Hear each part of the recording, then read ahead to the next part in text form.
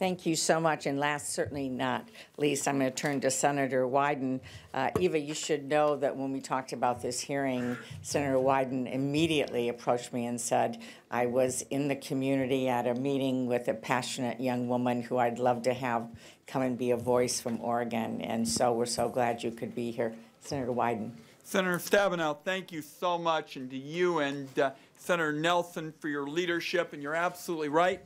Eva Jones stood up at a town hall meeting that I had a few days ago in tiny and rural Odell, Oregon, population 2,500.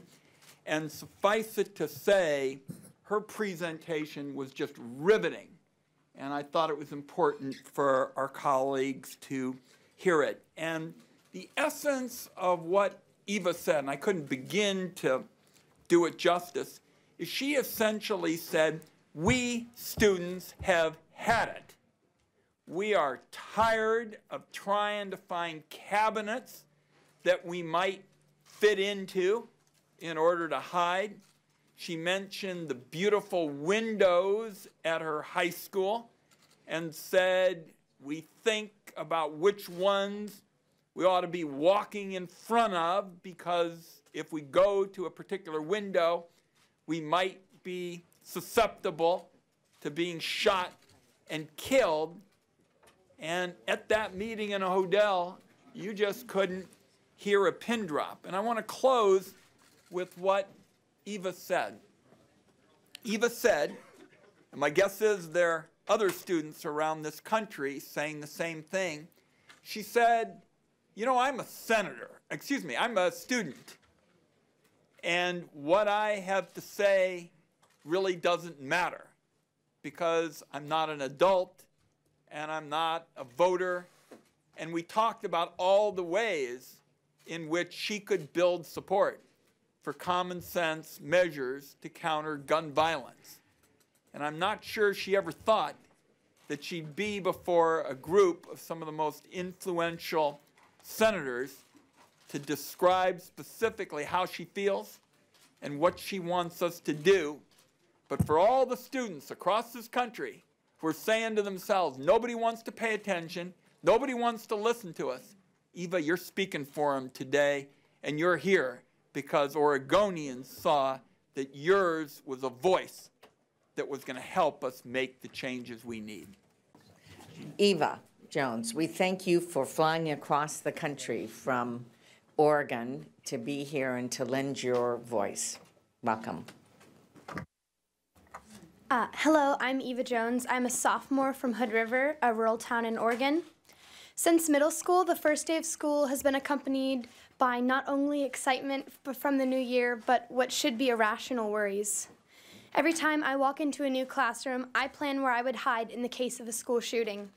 I think about how dangerous it would be to have so many beautiful windows that look out to the Columbia River. This is the daily reality for 50 million school children across the United States. I have friends whose hearts jump every time someone enters a classroom unexpectedly.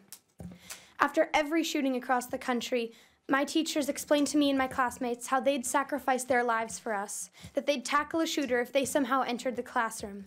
In my math class, instead of learning integration techniques, we discussed the pros and cons of hiding under our desks like we're told, or tackling the attacker. That was bad. I would like to say that we are terrified. That would be the rational response. Don't get me wrong, there is a part of us that is. But school-wide murder has been so normalized by gun culture that we approach these like a fire drill. This makes me sick. Millions of children are rationally preparing for student slaughter, and this is normalized. We cannot allow our nation to go along with this any longer. It is not normal to visualize myself hiding in the closets of Miss Notaboom's room during journalism class. It is not normal to have my teachers instruct us that if there ever is a school shooting, we are to lock the door immediately and leave them outside to look for stragglers. It is not normal to have 2 or 3 gun threats a year, to wonder what makes police so sure that these threats aren't credible. We, the students, the victims, are left in the dark. We are on the receiving end of everyone's analysis of the situation. But it's time for our analysis. I live in rural Oregon. I have plenty of gun-owning neighbors. But to kids, this is not a partisan issue. NRA lobbyists are making this a divisive matter. It's not. American citizens do not need access to military-grade weapons of war. It's time for America to put the education and lives of their children in front of their gun fetish. Government officials and adults who haven't set foot in a school in over 30 years are calling for tighter security in our schools. Adults don't know what school is like today.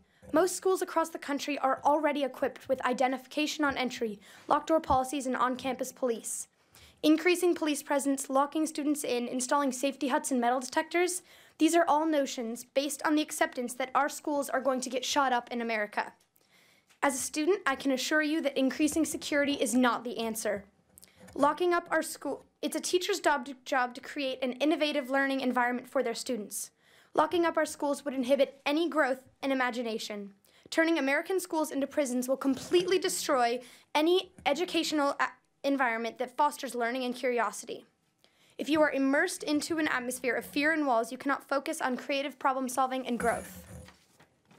Security is not the issue, so do not try and put this on our tireless teachers or school administrators. It is not a complex issue.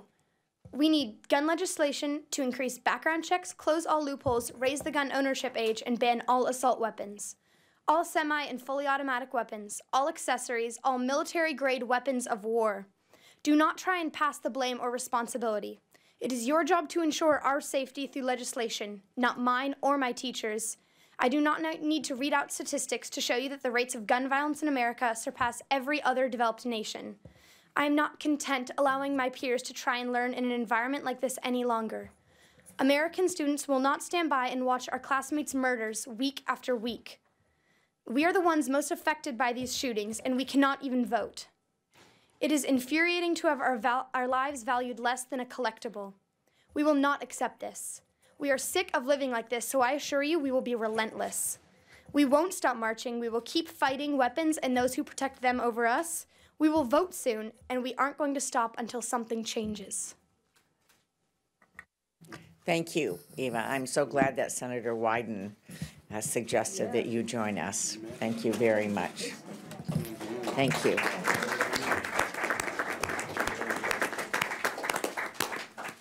Wyden. Eva, thank you very much. And you have made your small community 3,000 miles away from Washington, D.C. very, very proud today.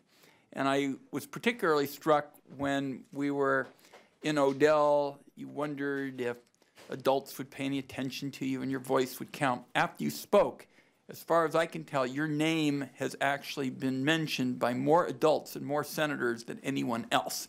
So it's pretty clear your message is getting through.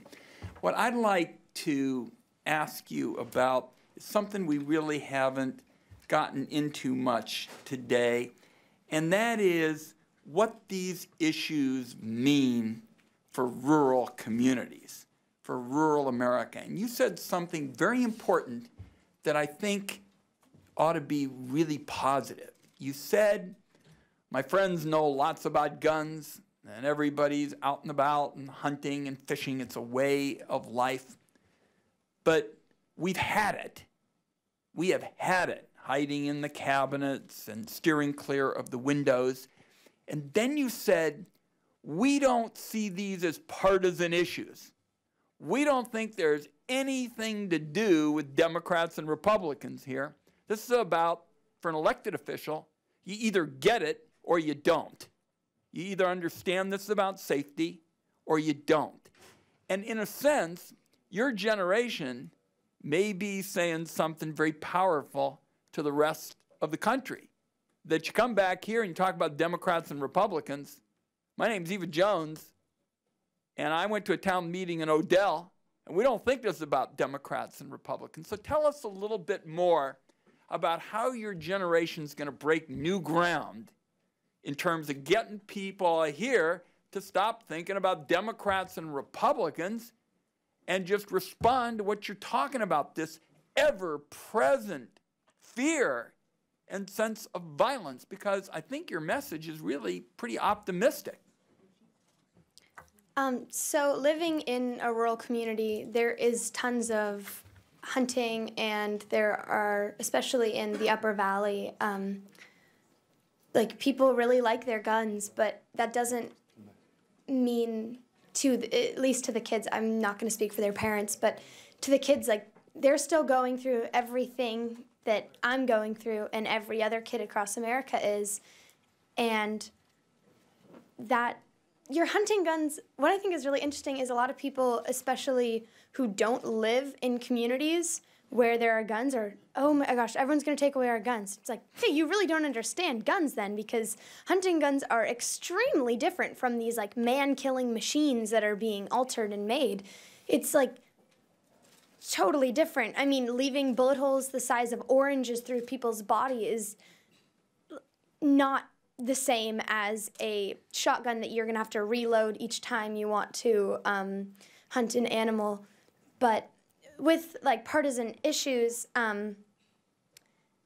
one thing that I think the problem is, I'm sorry, but just with elected officials right now, is that no matter what the problem is, a lot of it is about money and re-election. And I know this is not true for everyone, but the shift needs to be focused away from your personal agenda or your re-election campaign, and more on what you want to do and why you want to help our nation. Another thing, just everyone, all kids are just really, they get wrapped up into this world of Democrat and Republican, and we can't help but be influenced by it and make quick judgments. And as high schoolers, we're already